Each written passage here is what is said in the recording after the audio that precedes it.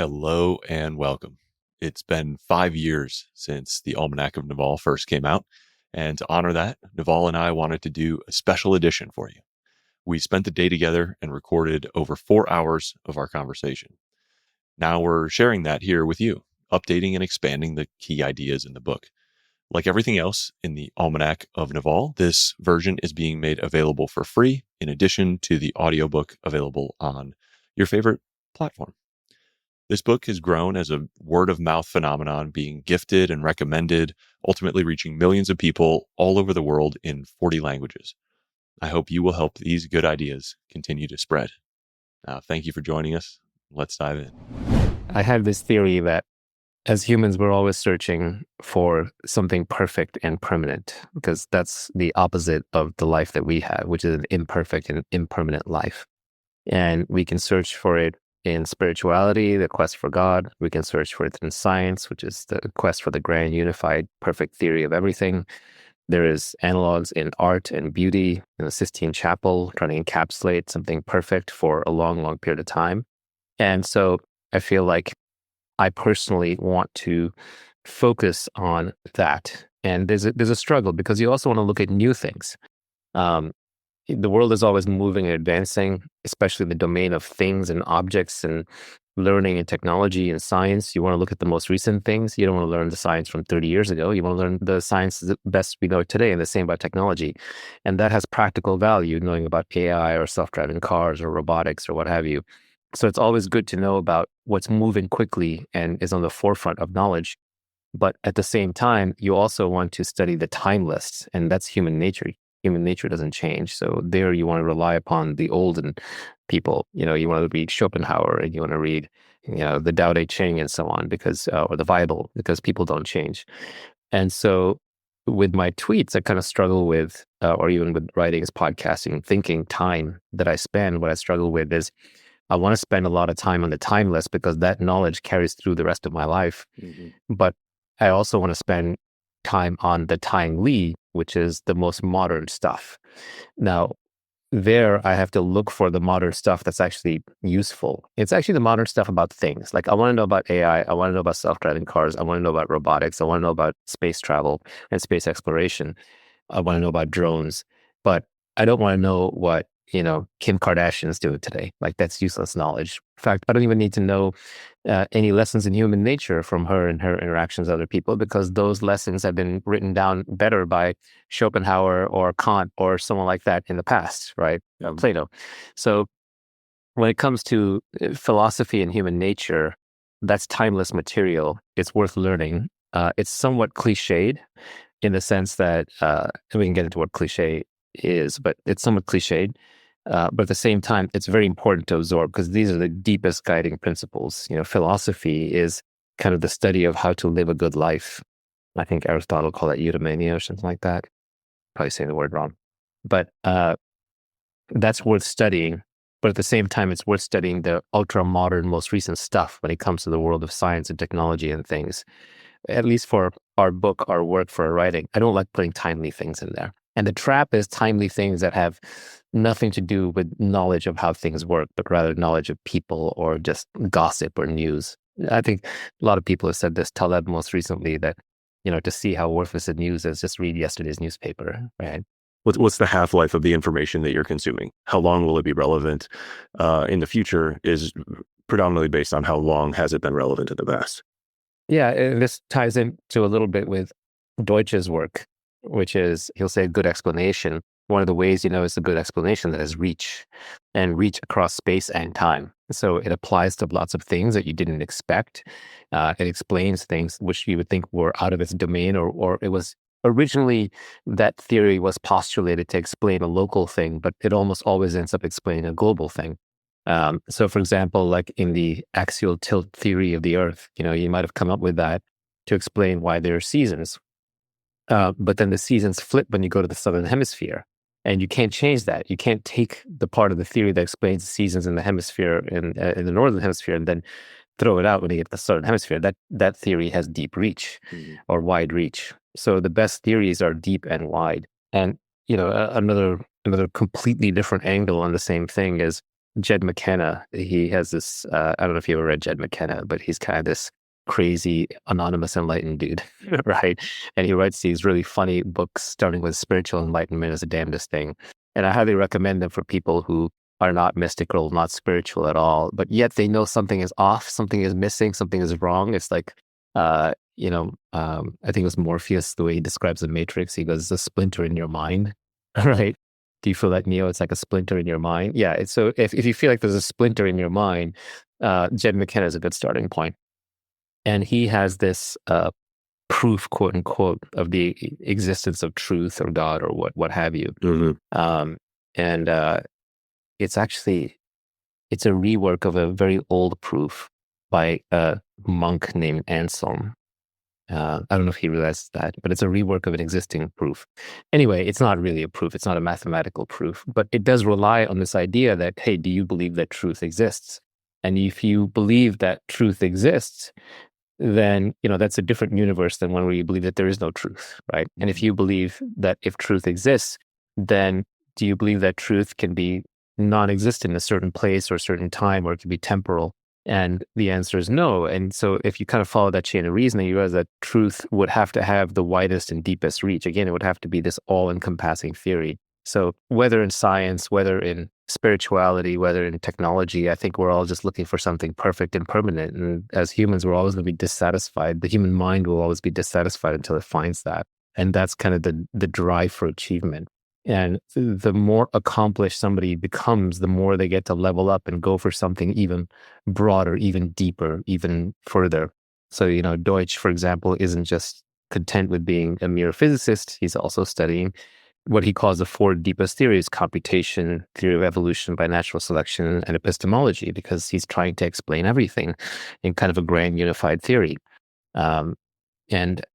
Every philosophy at its core has to have some appeal to universality, right? To like explaining everything. It's just kind of human nature. Even the whole current AGI craze, it's about like, oh, we're going to invent God. It's going to explain everything. This is the last technology.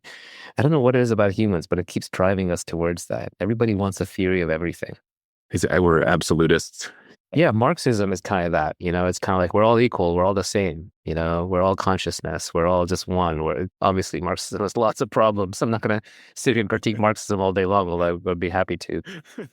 But it is also that there's that universalist intent in there. So in a deep way, this quest for the answer to everything keeps seeping back into every endeavor of our lives. And whether you realize it or not, it's always like lurking underneath. You said that your sort of earning power is higher than it's ever been and been on a steady increase over time. I'm curious to sort of break down the components of that. Like, how has that changed? What have the inflection points been, even as you've sort of gotten more retired, I guess you would say, like less deliberate? Yeah, to be fair, right now I'm like minimally retired. I'm working hard. I got a new company, right? In a way, I'm probably putting in as much work as I ever have. But the vast majority of it goes into my new company, which I really care about, still in stealth mode. But some of it goes into making a few investments here or there, helping out some people that I know in the ecosystem, plus my old companies. But in terms of earning power, some of that comes from stored capital, so I can fund my own projects. Some of that comes from reputation, so people will kind of trust me and fund me and so on. But a lot of it just comes through knowledge of knowing what to go after, how to structure a new company, how to get it going, how to recruit good people, recognizing early on, like, oh, don't bother recruiting that person, even though they're good, because they're too high ego, they won't fit in. Or don't sell too hard because it'll just come unstuck later. Or go after these kinds of people. You need more technical builders at the beginning and less of the marketers and so on, because otherwise you're just going to create too many requirements too early, et cetera, et cetera. So it's just a lot of practical know-how, which has been folded into principles. There's kind of there's learning curves to everything. I think it was either Schopenhauer or Seneca. It was one of the two. I think this was Seneca, where he basically said, it's one of his letters to Lucilius. He said something along the lines of that the right way to learn is from the specific to the general, and not from the general to the specific. And what that means is, like, you do things in reality, you encounter reality, you test it, you learn from it, and then you generalize. And then that lets you know when that maxim or that aphorism or that principle or that value system, when it applies and when it does not. Because one of the problems with picking up other people's values and aphorisms, you don't know when they apply, when they don't. So when people say on Twitter, well, you contradicted yourself. It's like, well, using that word a different way, it doesn't apply in this case. It's not, even though I don't use a lot of adjectives, what I mean is in most cases, in the way that I'm thinking about it, this applies. And in other cases, the way I'm thinking about it, this other thing applies. And I'm just giving myself a heuristic, which is not to be blindly followed. And these people are looking for math proofs. Yeah, right? you came in with the frame of the specific when you created the general. That's right. I created the general to help me navigate future specifics, but each situation is specific. So it may have multiple general things applied to it that compete, and one of them overrides, or multiple of them override. So that's how you go from the specific to the general. But the opposite is when you go to academia. You study too many things in school, you learn all these grand theories, and then out in the field, you're spouting theories, but you don't know which one applies where and when, or you've just learned the wrong theory for the current thing. And that's when you kind of end up as what Nassim Taleb says, an IYI, an intellectual yet idiot. And it's basically someone who's overeducated and underpracticed. So is the recipe for building judgment then the combination of like these heuristics, these maxims, these ideas, and the experience to plug in that sort of lights them up? Experience first. You got to do first. Another Talebism is if you want to be a philosopher king, first be a king, right? First become a king. That's the harder one. And that's the one that'll make you, the process of becoming a king will turn you into a philosopher automatically. The process of becoming a philosopher will take you further from being a king. And you won't be a very useful philosopher either. By the way, no hard and fast rules. There are people who didn't do a lot, practically speaking, that were incredible philosophers, but they're very, very, very rare. But yeah, you want to be in the arena. Like, for example, Elon, I know you're working a book about him, and he has general principles, but those principles come from doing things. He knows the value, for example, of speed, right? Elon is famous for how fast he does things, and he gets the cycle time of things down. And that is a core principle for him. And he has a lot of detailed implementations of what that means practically about, okay, engineers get to set their own requirements. You always unblock everything. You don't hide behind email. He has all kinds of, I'm sure, many, many heuristics in his head that derive from that big principle. Mm-hmm. But if I just sat around in academia and somebody told me, yeah, speed is everything, go with speed, I'd just be kind of idiotic about it. I'd just be running around hyperventilating all the time. I wouldn't know how to apply it. So again, life is lived in the arena. You have to do the things to learn the things. It's a mistake to just learn and not do. When I was a kid, I was a big fan of reading, and I used to read a lot. I read hundreds, maybe thousands of books. I've lost count. And most books, I pick the books and I'll read them and I'll be like, oh shit, I read this book 10 years ago. I just forgot about it. And I'm like 2/3 of the way through the book because I have a terrible memory for things that don't really stick with me, or things that aren't incredibly useful. And I used to be proud of that fact. And now I realize actually most of my reading was worthless. It was all academic book knowledge. A lot of it was just fiction. And these days I read less, but I read very deliberately. I read because I'm really interested in something and I'm trying to learn something, or I'm trying to figure something out. And I'll read small amounts and then I'll think a lot. So I'll use that reading as more of a way to spark my own thinking rather than just kind of taking in things from other people and then regurgitating them back later. Like a lot of Taleb doesn't stick with me. Like, for example, his anti-fragile thing doesn't really stick with me because I can't find that many actual examples in my life where I can apply true anti-fragility. Because true anti-fragility is not just resilience, it's that you actually get stronger through adversity. And yes, I can see some cases of that, like, hormetic effects when you're, weightlifting.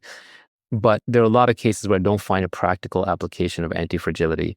But I get why Taleb does it. Like his entire investing strategy is anti-fragile. The system collapses, he makes more. Or it's just volatility in the system, he makes more.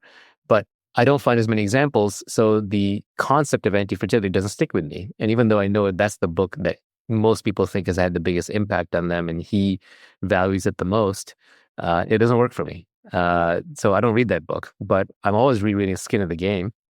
Because that one has a lot of nuggets that I can apply, that I can say, oh, that's the generalization of something that I had noticed in my specific life. So the minority rule is a good example. I keep seeing the minority rule show up everywhere. So you do need the practical applications in your life. You have to do so. Even to the extent today that I want to become smarter and wiser, that means I have to work. Yeah, I was going to say you're continuously injecting experience and principle. Correct. Yeah. You start with experience, you start with specific knowledge. Then that specific knowledge turns into more generalized knowledge. Then you can take that and turn it into values, which are, or you tie it into your existing values. It improves your judgment. And I think ultimately in this age of infinite leverage, judgment is the most important thing. Like if you knew where to navigate, people will pay you for that. The captain of a ship is chosen based on his ability to get the team together and tell them where we're going, inspire them to go there. But where to go is the most important part. If you have two candidates for CEO of Apple, right, most valuable company in the world currently, maybe it's NVIDIA, but whatever. You have two candidates for the CEO of the company, and one is right 80% of the time, and one is right 85% of the time, and the company's worth trillions of dollars. Who are you going to put in charge? You'll pay that guy who's right 85% of the time a lot more. Like you'll pay him billions of dollars more per year because he's steering a multi-trillion-dollar ship, and the direction matters more than any other single thing. And then finally, I would say that judgment is really important. Judgment comes through experience and reflection. So you experience things, you have honest reflection about those things, and you build your judgment. And then at some point, your judgment becomes so good that you cannot even explain it or articulate it anymore. So there's a point early on where you don't know what to do, and you have to rationally think through what to do, and you take feedback. Eventually, you get so good at making the decisions that you don't go to other people. Yes, you can get a little bit of feedback to inform your judgment, but you know that you're in the best position to make up your mind. So you exercise the judgment and you can articulate to other people, why did I do that? But there comes a point where your judgment is so good that you can't even articulate it. And that's when it's called taste, right? When you're just like, it doesn't feel right to me, right? This is just the way we should do it. This is the way I want to do it, right? But at that point, it's taste. And people who have gotten to that point, like the Rick Rubins of the world, where they have really good taste, or the Steve Jobs of the world, I think those are the people who are the most creative and create the greatest works of art and business because they have really good taste. Like I think I would guess that Musk, for example, on SpaceX, he has taste. And there are a few key engineers around him who have taste. If you look at the leading AI labs and you kind of see the tweet threads from some of the researchers there when they care to talk about how they're choosing which experiments to run and which ones not to run, it boils down to taste. They have taste about like, I'm going to throw thousands of GPUs at this for hundreds of hours and spend lots of money and probably wind up in nothing. But my intuition, my taste tells me, my developed intuition, which is my taste, tells me whether to try it out or not. Yeah, you had a tweet. It takes time to develop your gut, but once it's developed, don't listen to anything else. Exactly. Yeah. And this is just another way of saying taste. It's your gut feel. And it can be around people. Older people have very good judgment about other people because the one thing that we are always all gaining experiences in human interaction. No matter what we're doing, we're interacting with other people. So we're building up experience about who to work with and who to trust and who not to trust and who not to work with. And that ends up your gut feel. And so as you get older, you got to trust your gut feel. Does your investing now primarily feel like taste? Yes. Yeah, almost entirely. I hate articulating it. And a lot of times, I'll pass on things now. It's not just taste on the company. It's an understanding of my own tastes in the sense of what I like and what I don't. So there's a lot of companies now that I don't invest in where I will pass up on the investment because I don't want to take a walk with the founder. I didn't learn anything. Or I am just genuinely not interested in the category. I'm not curious about it. I'm not going to stay up late reading about it or thinking about it. So it's going to feel like a chore. Or it could just be like, I've got one short life on this earth. Do I want to be associated with this way of making money? Probably not. There are other ways to make money. So obviously that's a post-wealth problem or post-wealth taste. So it's not just taste about the business. It's also an understanding of what it is that I value, how I want to spend my time, what I want my legacy to look like, what am I going to be proud of, what am I going to learn from. And again, this is back to an effort to being lazy. And lazy means not working, and not working means not doing things you don't want to do. If you want to do it, it's not work. So an ideal life would be where everything I am doing and everything that I am associated with, everyone that I'm associated with is something that I would do anyway, almost for free, and being with people that I really enjoy being around and learning from them. So for me, that's people who are very capable. They do things. They're very low ego. So you have to deal with all the nonsense that comes with that. they're very intelligent, and so you're always learning from them. Is it actually ideal to be paid purely for your judgment? That's a thing you've talked about, but as we're like talking through this, it's like it's very hard to extricate your labor from your judgment, at least at some ratio, right? Yeah, that's right. This is why another tweet I had, they do contradict each other if you want to talk math, where it's like, what you do and who you do it with is more important than how hard you work, right? It started out, work as hard as you can, but what you do and who you do it with are more important than how hard you work. But you still have to work as hard as you can. So it shouldn't feel like work. This goes back to like, it should feel like play to you, but look like work to others. That's really what you want to be doing. And that's idealized. You're not going to be able to do that, the full time. It's obviously not just hard work. Like, how many companies is Elon running, right? The guy running the corner grocery store puts more hours in the grocery store than Elon puts into any one of his companies.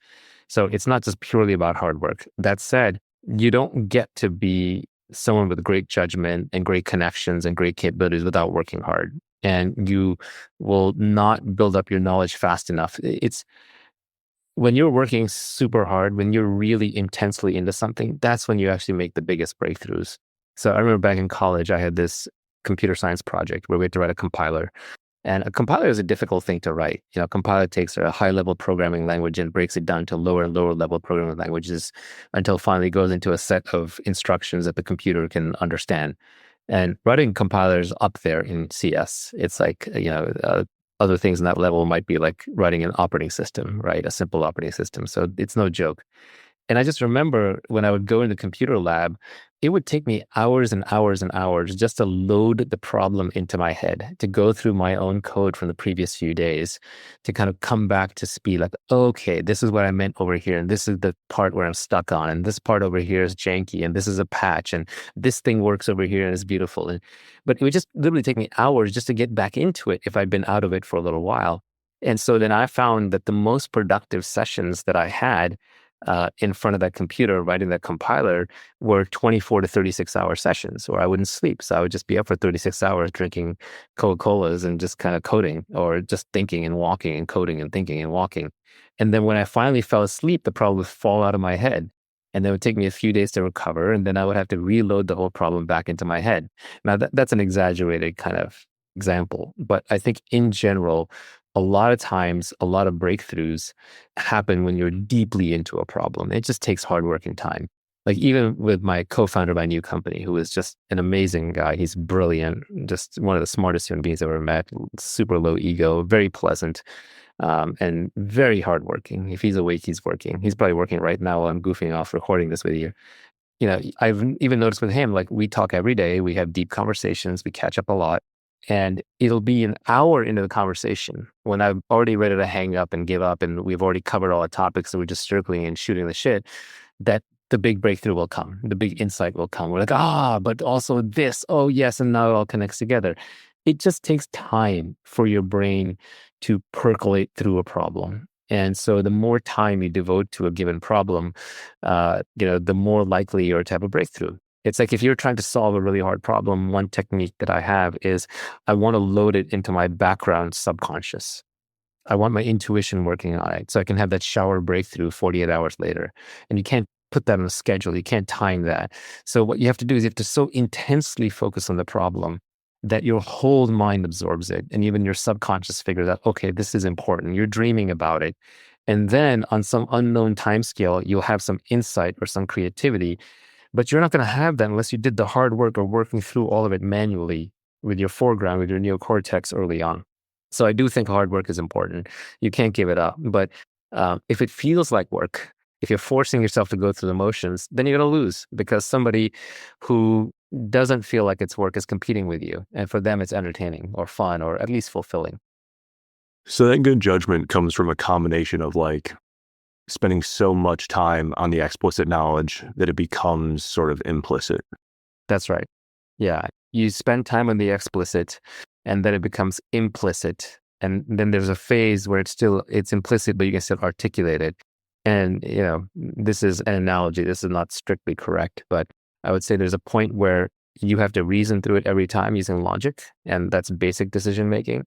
and there's a part where your subconscious can kind of enter into it. And then I would say like now your judgment and developing taste. And then I think there's a point where your whole body reacts to it, right? Because there is wisdom in the body, there's knowledge in the body. And at that point, it's just taste. And then you're done with that thing. I mean, you're not done, obviously, it's always going to improve, but now you're top of the craft. John Cleese, the guy from Monty Python, had a great quote about this that stuck with me, which is, you simply have to let your mind rest against the problem in a friendly, persistent way. That's right. That's actually really well put. Yeah, he's right. Your mind has to be involved and you have to focus on it, but it has to rest against the problem because if you're pushing on it, but in a way you're not going to give up. And yeah, was it in a friendly, persistent way? Friendly and persistent. Yeah, you can't give up. And friendly, so you don't give up. Exactly. He's right. Yeah. Him and Ogilvy have like these really interesting ways of sort of activating their subconscious around problem solving. Yeah, everyone who I think is deeply creative both works really, really hard, but yet knows that it has to be enjoyable. Otherwise, you'll never get there. There was a line by a painter, I think Pablo de Sarasota, something like that. I don't remember the name, but the line was good. And he said, for 10 years, I've painted 7 days a week, 16 hours a day, and now they call me a genius. Does AI have judgment? No, I don't think so. I wouldn't count on AI to like exercise judgment. What AI has incredible information retrieval capability. So it can cross-correlate all human knowledge. And if humans have figured out before, it can give you the conventional correct answer, which is going to be correct in most cases for solved problems. So, if you're trying to figure out like, what is the law on a specific point, it can like read all the legal texts and tell you what the current interpretation of the law is according to all the conventional wisdom. But if you're looking to do something creative or something brand new that no one has yet figured out, or you're dealing with a highly complex problem with a very specific situation, you don't have the AI make that judgment call for you. So I don't think of the AI necessarily as having judgment, but I think of it as like the ultimate leverage information retrieval tool. Also, humans have values, they have points of view, they have binding principles, they have things that undergird the foundation of what they believe to be true and what they believe to not be true. And this is idiosyncratic to the person, it's adapted to the environment they're in. The AI is taking a one-size-fits-all approach according to what's either in textbooks or conventional literature or what the data labelers who are labeling the data into the AI thought of it. I think AI just looks like magic to people because it's very hard to wrap into your mind, what these incredibly huge data sets operating in all these highly mathematical dimensions are capable of. I mean, the amount of information they can retrieve and cross-correlate is just astounding. It's like if you ran a Google search every time and you read all top 1,000 results very carefully, and then you cross-correlated them and you really stitched them together. I mean, you would make a few mistakes along the way, just like the AI does. But, that level of research combined with, I do think it has some tremendous calculation abilities because it can write programs and it figures out some algorithms, below the level of human creativity, but above a mere calculator.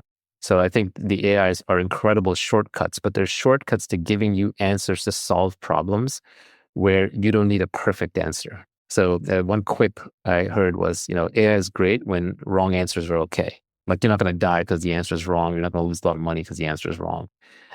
But for anything creative or requiring judgment at the edge, which is what you really get paid for. You get paid for creativity. So the AI lifts the boat for everybody. If you have an AI, everybody's an AI. You get the AI answer, everybody gets the AI answer. There's no alpha. There's no edge anymore. So in that sense, the AI raises the tide. And right now, you may get an edge because most people aren't using AI or aren't using it for a lot of, or they don't know how to use it well enough for bleeding edge problems. So again, like any piece of technology, if you're an early adopter, if you leverage it well, you're going to do extremely well. So this was my quip on Twitter that it's not that AI is going to replace software engineers, that AI is going to let software engineers replace everybody else. And I stand by that. Because software engineers, not because they're writing software, because software engineers are always using the latest tools. They're just structured, logical systems thinkers who are trying to build a system to solve a specific problem. And now, thanks to AI, they can solve more and more problems. They can make cars drive themselves. They can make robots walk around. They can make expert systems or AI systems that will make certain levels of decisions without humans having to be in the loop. And that just gives software engineers amazing leverage. So all the people saying that programming is dead, go learn art or the trades, they're idiots. They're just completely wrong. And software engineers are getting richer and more powerful than ever. And the most recent proof of that just popped up with Mark Zuckerberg paying $100 million packages to recruit individual machine learning engineers. Because the most leveraged engineers are the ones who are building these AI systems. And then the ones below them are the ones who are using these AI systems. And then even below them is everybody's affected by these engineers using these AI systems. Yeah. You had talked before about like the robot revolution is already here. It's just packed into data centers. And that was 10 years ago. That's right. Yeah, the robot revolution has been here for a long time. There's trillions of robots on the planet, but they're just packed into data centers. They don't need legs and arms. They're just computing. But now there's AI and AI agents. And I imagine, the leverage that somebody who's fluent with those tools can get is orders of magnitude. It's massive. I mean, now you can program them speaking natural languages. Now they can access natural language databases. Now you can program them just by pouring in huge amounts of data, not even having to program them. They program themselves. Then they program for you. But it still helps to be a structured thinker. Like my most useful classes when I was doing computer science and physics were actually things on, like I love my courses on computer hardware, on computer networking, on statistics, on a lot of the deeper physics. And not because I got to use those directly, but because it just helped me with concepts. It just helped me think in certain ways. So even if you aren't writing networking code, knowing how the computer is doing networking underneath is incredibly useful because then you know what's possible.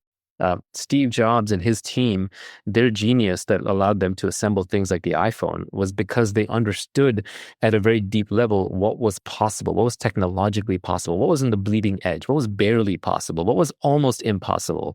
And what was actually impossible. So they knew the lines between those different things, and they knew it in terms of the material science, they knew it in terms of manufacturing, they knew it in supply chains and deliverability, they knew it in costing, they knew it in computer programming, they knew it in hardware, they knew it in electrical engineering, they knew it in battery requirements, they knew it in space requirements, they knew it in bandwidth requirements.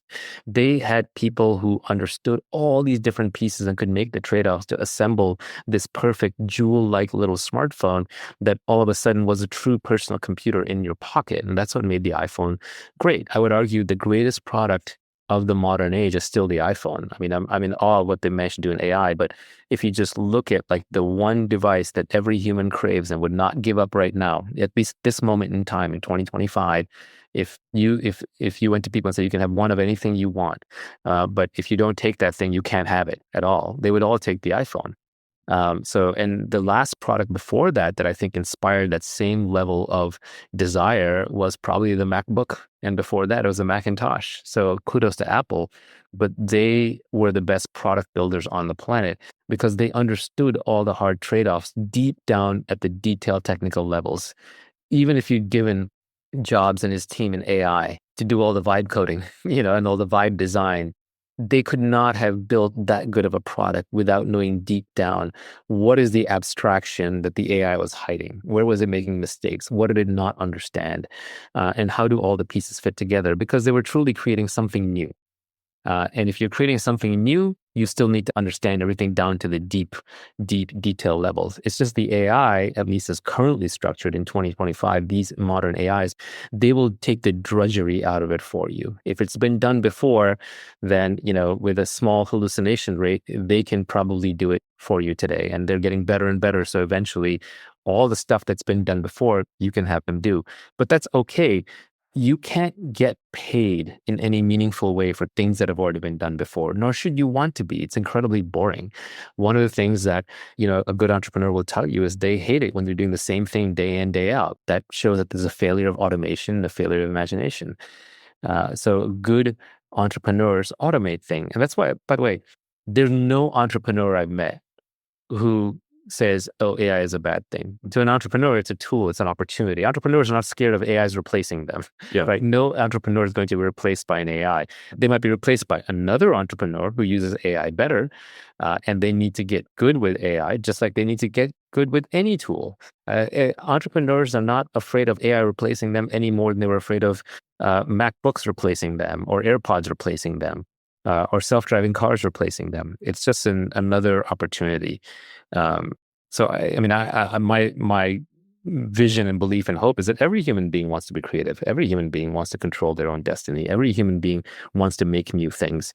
Every human being wants to be engaged and challenged. And maybe it's too late for some people because they've given up, right, cynically. But I think certainly every child does.